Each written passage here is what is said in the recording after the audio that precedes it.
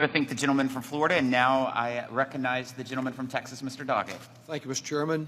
3 years ago, with this devastating COVID-19 pandemic, there were millions of Americans who found themselves not only in a public health emergency, but an economic emergency. Through no fault of their own, a sudden termination of their paycheck, they found themselves jobless and unable to meet basic needs.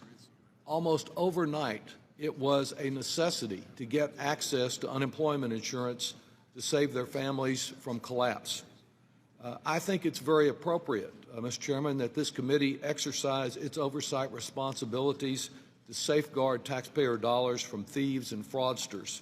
Such fraud is hardly limited to the unemployment insurance program. Indeed, I've never found a line item for waste, fraud, and abuse in the federal budget, but I have found fraud committed and challenged and prosecuted for everyone from defense contractors to pharmaceutical companies. Indeed, this very week, the New York Times reported that 3 of the 5 largest Medicare Advantage insurance companies in the industry had been accused of fraud by the Justice Department. But what we don't need is selective interest in fraud that seems to be more focused on the unemployment insurance program, which is vital to our country and our families, than about fraud which occurred in it.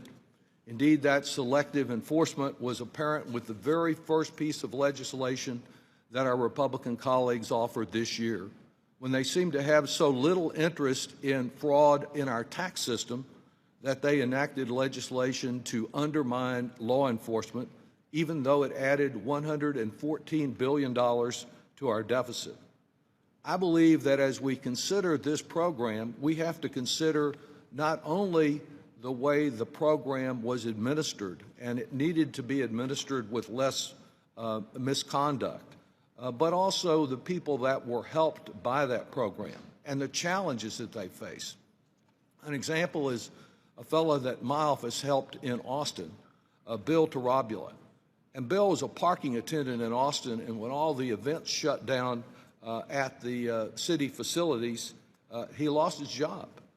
He contacted my office in March of 2020, and it wasn't until August of 2020 that we were finally able to get him the assistance that he needed.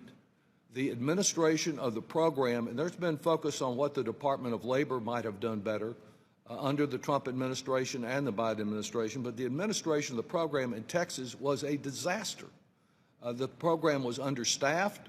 When it was apparent that the program was not up to the task, it failed to add staff. I had people that would set their alarms at 2 or 3 in the morning because they were told that was the only time they could get through to get unemployment benefits, and they couldn't get through. So it's not a surprise to me that Texas, that failed so significantly to meet the needs of worthy people, was not doing its job on the fraud side either. I believe that, Mr. Dardero, you have outlined things that could have occurred and have prevented some of this fraud, because while the prosecution is important, it never gets back all the dollars that are lost that should be avoided through prevention. Now, of the many steps that you recommended ought to happen to prevent unemployment fraud in the system at the Department of Labor, did the Trump administration implement any of them? Not fully at all. In fact, Yes. we did a survey across government, and the Labor Department reported to us that they were familiar with the fraud framework, but they were not at a mature level. When we went in and looked and did more detailed work, we found they were way short of implementing best practices to prevent fraud. And in the Biden administration, I believe that not all of your recommendations have been fully implemented yet, but haven't there been a number of additional resources, additional dollars that were provided through the American Rescue Act to try to see that we address this problem? And in addition to acknowledging the funds that have been allocated, what do you feel is the most important step the Biden administration Department of Labor should take to try to see we never have this happen again? Yeah.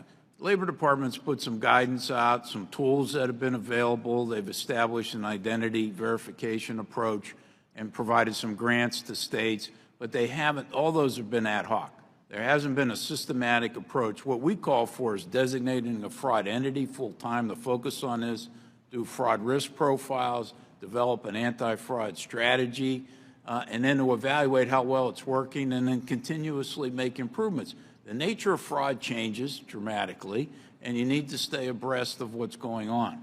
And we need to prevent this. As you point out, this is a cultural shift that we've been trying to advocate across government, because when people think of fraud in the past, they think of the inspector generals or GAO or others to catch the crooks. But you don't catch everybody, and you don't certainly recover all the money.